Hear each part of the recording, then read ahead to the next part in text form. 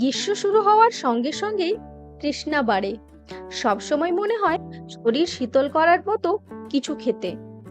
এই গরমে শরীরকে শীতল রাখার জন্য লস্যির চাহিদা অপরিহার্য। আর এই লস্যি কিন্তু স্বাদেই নয়, স্বাস্থ্যের জন্য উপকারী। নমস্কার বন্ধুরা, আমি সোনালী। আপনাদের আরো একবার স্বাগত জানাই জাস্ট রান্না বাই সোনালীর পক্ষ থেকে। আর আজকে আমি নিয়ে চলে এসেছি সুস্বাস্থ্যকর দু ধরনের লস্যির রেসিপি। কিভাবে বাড়িতে সহজেই দোকানের মতো লস্যি বানানো যায়, তাহলে চলুন ঝটপট করে দেখে নিন এই রেসিপিটি।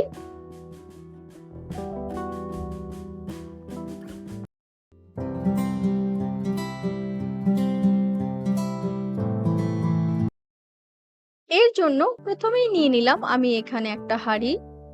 আজকে আমি লস্যিটা এই হাঁড়িতেই বানাবো। এরপরে নিয়ে নিলাম দই। এখানে আমার টোটাল 600 গ্রাম দই আছে, যার মধ্যে এই লস্যির জন্য আমি 400 গ্রাম দই ইউজ করব। আর এই যে দইটা দেখছেন, এটা আমার বাজারের প্যাকেটের দই। আপনারা যে কোনো ধরনের ঘরে পাতা দই কিংবা দোকানের যে কোনো দই থেকে এই লস্যিটা বানিয়ে নিতে পারেন।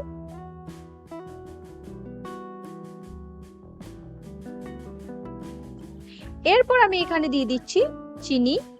এখানে আমি টোটাল 1.5 কাপ চিনি ব্যবহার করছি।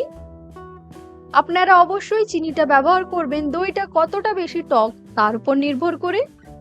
এরপর আমি এখানে নিয়ে নিলাম একটা হুইস্কার।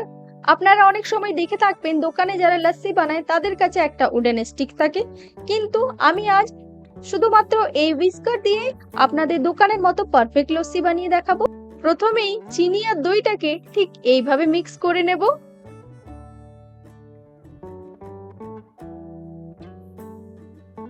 আর এখানে চিনি আর দইটা একবার ভালো করে মিক্স হয়ে গেলেই তারপর দুটো হাত দিয়ে এইভাবে ঘুরিয়ে ঘুরিয়ে দইটাকে ব্লেন্ড করে নিতে হবে।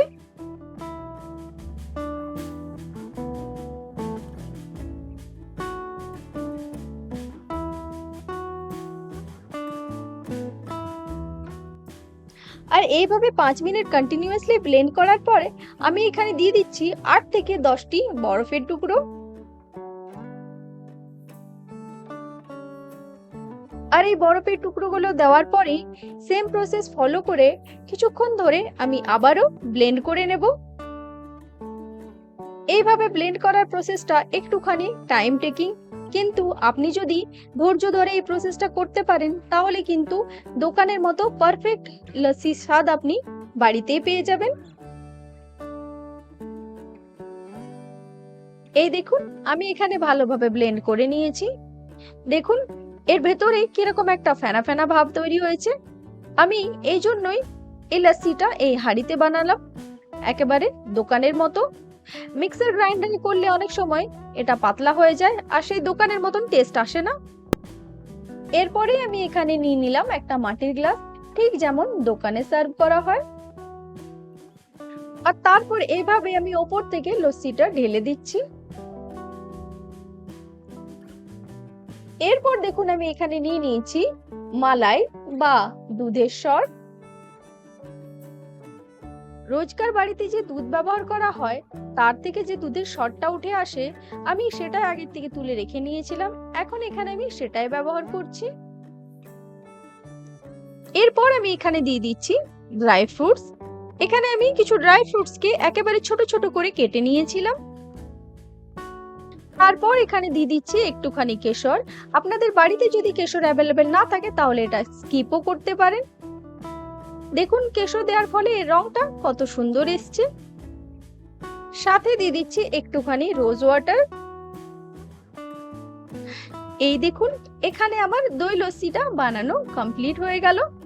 এরপর আমি আপনাদের আম লস্যিটা বানিয়ে দেখিয়ে দিই। আর এই আম লস্যি বানানোর জন্য আমি এখানে নিয়ে নিলাম দুটো আম। আর এই আম থেকে আমি আমের পাল্পটা বের করে নেব। এর জন্য প্রথমেই আমি এইভাবে আমটাকে কেটে নিলাম। এরপর আমি এখান থেকে একটা আমের পিস নিয়ে নিলাম, যেটা আমি টপিং এর জন্য ব্যবহার করব। আর দেখুন আমি এই আমটাকে কিভাবে কেটে নিচ্ছি। এইভাবে আমটা কাটলে আমের পিসগুলো খুব সুন্দর বের হয়।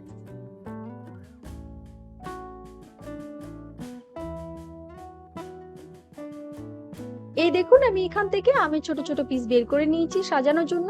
তাহলে চলুন এটাকে সাইডে রেখে নিই আর বাকি আম থেকে আমের পাল্পটা বের করে নিই। এর জন্য প্রথমে আমি আমটাকে বড় বড় করে কেটে নিয়েছি আর তারপর এইভাবে একটা চামচের সাহায্যে আমের পাল্পটা আমি এখানে বার করে নিচ্ছি।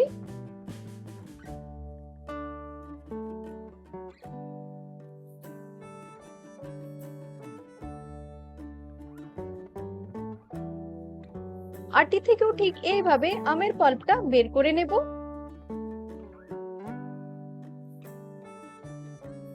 এই দেখুন আমি এখানে দুটো আম থেকে আমের পাল্পটা বের করে নিয়েছি। এরপর একটা মিক্সিতে আমের পাল্পটা দিয়ে আমি ভালো করে ব্লেন্ড করে নেব। এই দেখুন আমি এখানে আমের পাল্পটা ব্লেন্ড করে নিয়েছি। দেখুন কি সুন্দর একটা স্মুথ টেক্সচার এসে গেছে। তাহলে চলুন এরপর আম লাস্সিটা বানিয়ে নিই। এর জন্য আমরা এখানে সেই হাঁড়িটা নিয়ে নিলাম যেটাতে আমাদের আগের থেকে দই লস্যিটা বানিয়ে রাখা আছে। এরপর এখানে অ্যাড করে দিচ্ছি 1 কাপ ঠান্ডা দুধ, যেটা আমি আগের থেকে গরম করে ঠান্ডা করে রেখে নিয়েছিলাম। এরপর এখানে দিয়ে দিচ্ছি ব্লেন্ড করে রাখা আমের পাল্পটা।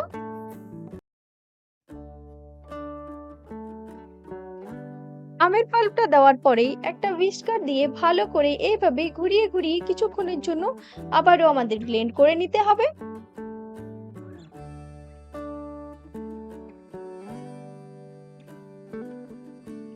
আমি সমস্তটা ভালো করে ব্লেন্ড করে নিলাম।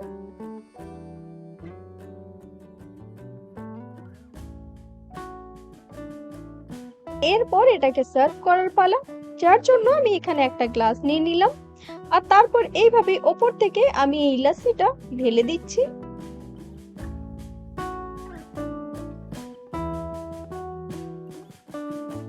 এরপর এখানে সাজানোর জন্য দিয়ে দিচ্ছি ছোট ছোট করে কেটে রাখা আমের পিসগুলো।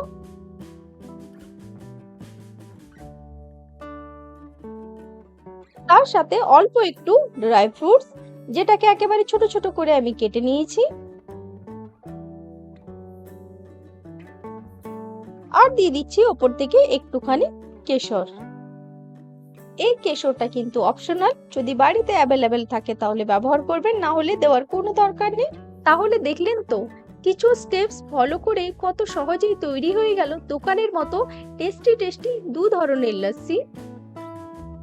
তাহলে কেমন লাগলো আপনাদের আজকের এই ভিডিওটি আমাকে অবশ্যই কমেন্টে লিখে জানাবেন। আমি আপনাদের কমেন্টের অপেক্ষায় রইলাম।